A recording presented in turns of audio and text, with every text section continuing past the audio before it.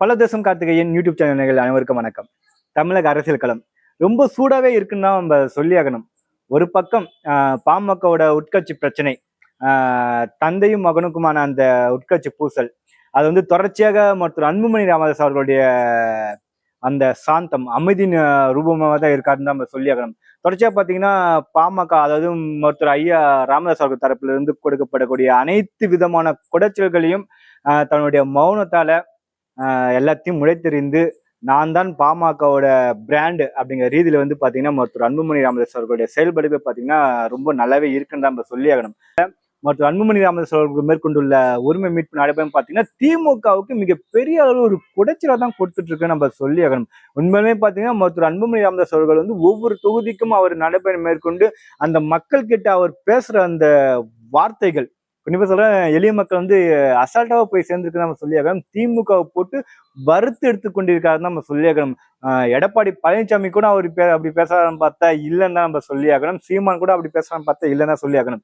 மற்ற அன்புமணி ராமதாஸ் அவர்கள் பார்த்தீங்கன்னா திமுக மீது வைக்கின்ற ஒவ்வொரு குற்றச்சாட்டும் ஆதாரத்துடன் இருக்குது.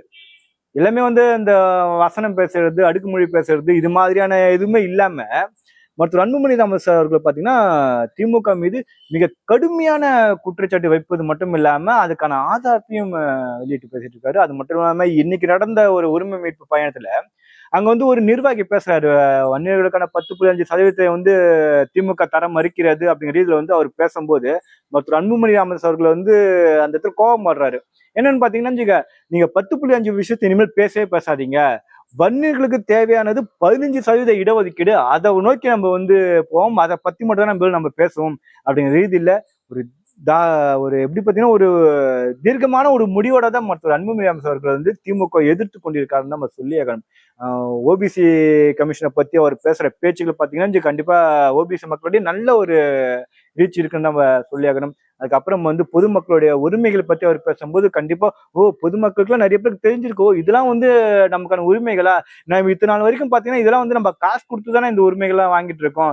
ஒரு தாசில் ஆபீஸுக்கு போனீங்கன்னா அங்க வந்து ஏதாவது ஒரு ஒரு பென்ஷன் திட்டமோ இல்லைஞ்சு வேற ஏதாவது நிதி உதவி திட்டமோ நம்ம வந்து கேட்கறதா இருந்தா அங்க இருக்கிற அதிகாரிகளுக்கு வந்து நம்ம ஏதோ பணம் கொடுத்துதான் நம்ம வாங்க வர மாதிரி இருக்கு.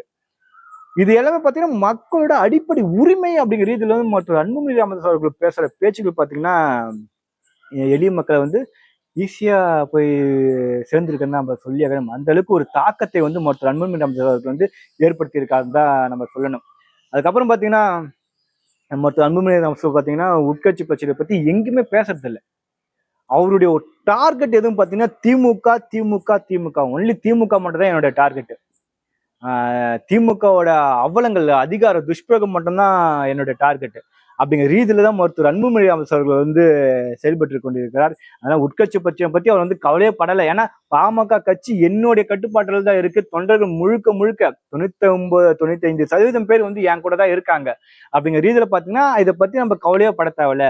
கண்டிப்பா வந்து பாமகவை அடுத்த கட்ட லெவலுக்கு கொண்டு போகணும் அப்படிங்கிற ரீதியில தான் மருத்துவர் அன்புமணி ராமதாஸ் அவர்கள் செயல்பட்டு கொண்டிருக்கிறார்.